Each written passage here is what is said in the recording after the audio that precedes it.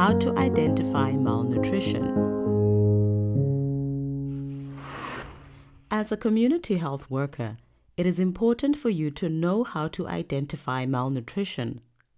There are 3 main ways to do this: monitoring a child's growth by regularly weighing them and measuring their height or length, doing a mid-upper arm circumference or MUAC measurement, checking for swelling of both feet.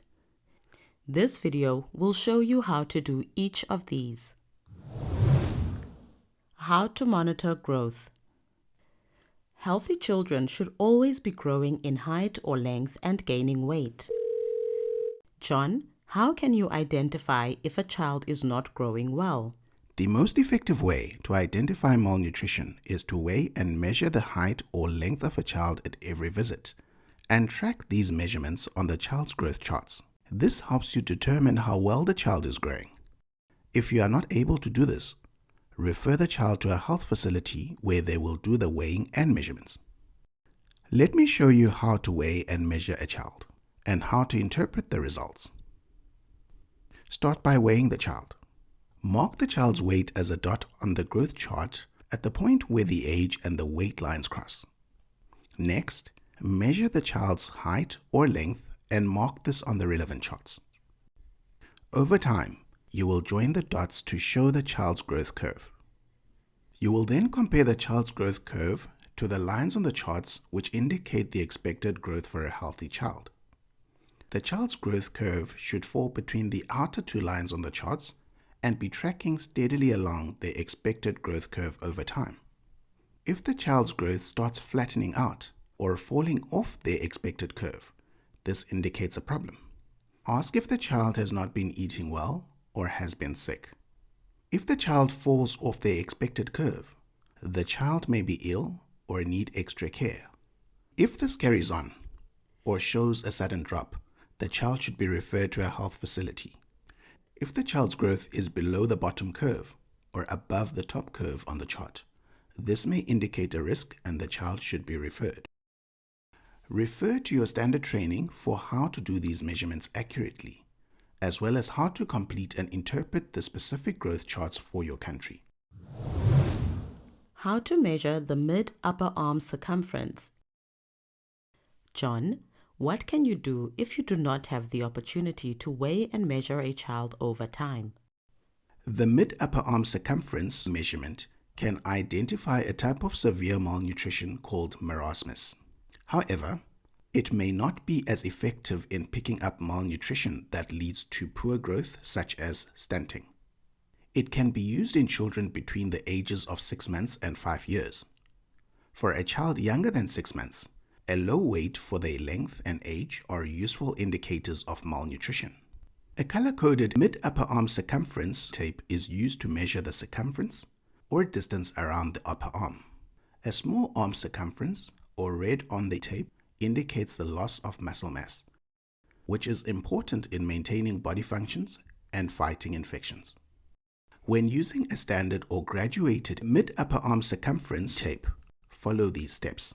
Remove the clothing from the child's less used arm and bend the elbow at a 90-degree angle.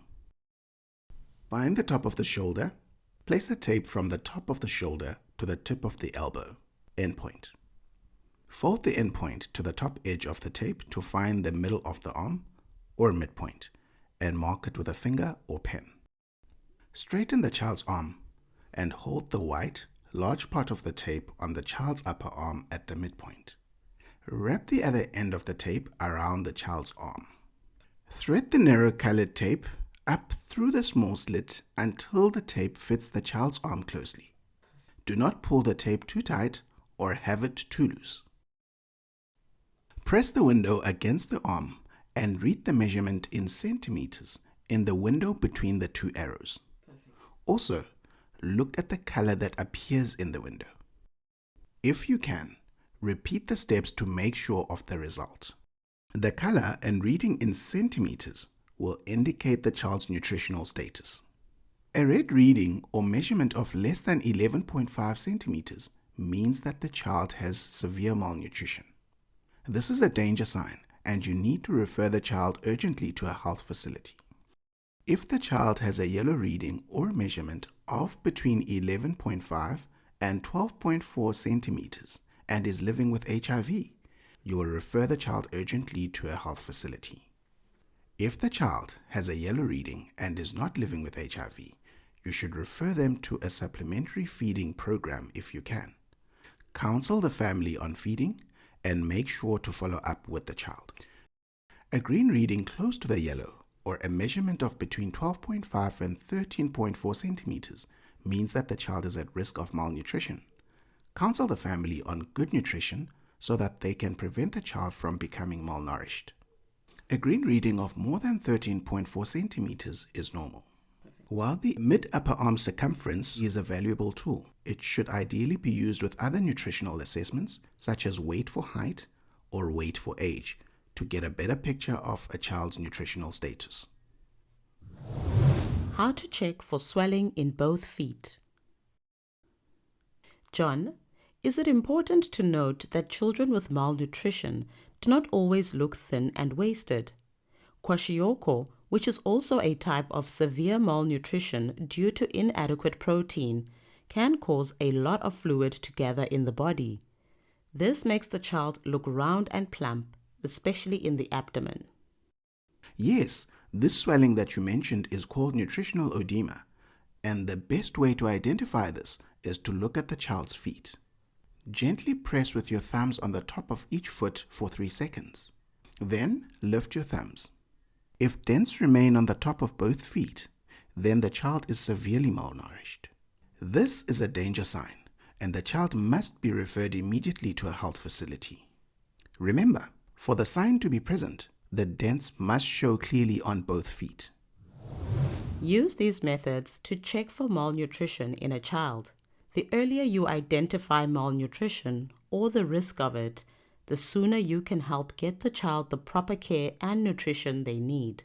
This can prevent severe malnourishment, being hospitalized, or even death.